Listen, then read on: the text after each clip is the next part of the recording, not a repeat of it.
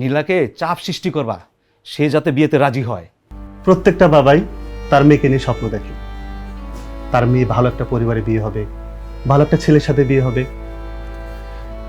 মারে, আমি তোর জন্য একটা ছেলে দেখেছি, খুব ভালো ছেলে, বিদেশ থেকে লেখাপড়া করে এসছে, আর ফ্যামিলির ব্যাকগ্রাউন্ডটা খুব ভালো। দুলাভাই, ছেলেটা বিদেশে লেখাপড়া শেষ করে আসছে, বিদেশে সে গ্রিন কার্ডও পেয়ে গেছে। দেশে তার পরিবারের অবস্থা অনেক ভালো, দেখতে শুনতে অনেক সুন্দর, পরিবারের একটা ভদ্র একটা ছেলে। দুলাভাই, বিষয়টা একবারে সিরিয়াসভাবে নাও, যদি সিরিয়াসভাবে না নাও তাহলে কিন্তু অনেক বিপদ হয়ে যাবে। হিউস্টনে রকিং টেস্টি, সীমানা ছাড়াও নিজেকে হারাও। তুই ঠিকই বলেছিস, আসনিলায় ফিরুক, আমি অবশ্যই বুঝিয়ে বলবো যেন ও রাজি হয়। অবশ্যই বুঝাইবা, নীলাকে চাপ সৃষ্টি করবা, সে যাতে বিয়েতে রাজি হয়। ঠিক আছে, অবশ্যই আমি দেখবো। আচ্ছা দুলাভাই, আমি এখন উঠি, আমার একটু কাজ আছে, কিন্তু বিষয়টা মাথা রাখো, নীলাকে অবশ্যই রাজি করাবা, সে যাতে বিয়েতে রাজি হয়। ঠিক আছে? আচ্ছা, ওকে দুলাভাই। কিছু খেয়ে যাবি না? না না,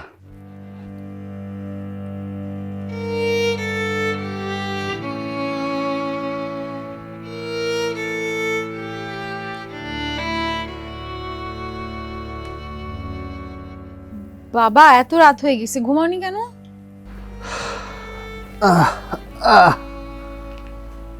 না রে মা, ঘুম আসছে না। কেন? তোরা তোর বাবাকে খুব ভালোবাসিস, তাই না রে মা? হ্যাঁ, অনেক ভালোবাসি। বাবা, তুমি ছাড়া আমাদের আর কে আছে বলো? তোর মা মরে যাওয়ার পর তোদের অনেক কষ্ট করে আমি মানুষ করেছি। তোরা যা চেয়েছিস আমার সাধ্য মতো আমি তোদেরকে তাই দিয়েছি, তোদের স্বাধীনতা দিয়েছি। মারে, প্রত্যেকটা বাবাই তার মেয়েকে নিয়ে স্বপ্ন দেখে, তার মেয়ে ভালো একটা পরিবারে বিয়ে হবে, ভালো একটা ছেলের সাথে বিয়ে হবে। মারে, আমি তোর জন্য একটা ছেলে দেখেছি, খুব ভালো ছেলে, বিদেশ থেকে লেখাপড়া করে এসছে, আর ফ্যামিলির ব্যাকগ্রাউন্ডটা খুব ভালো।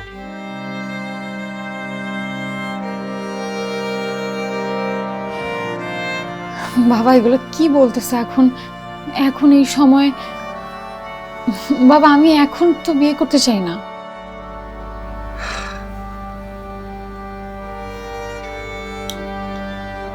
মারে, বেশ কিছুদিন ধরে আমার শরীরটা ভালো যাচ্ছে না রে মা। তুই ইচ্ছে করলে আমার অবাধ্য হতে পারিস, আমাকে কষ্ট দিতে পারিস, আমি তোকে কিছুই বলবো না। একটা কথা মনে রাখিস মা, ছেলেটা খুব ভালো, আমি তোকে জোর করছি না।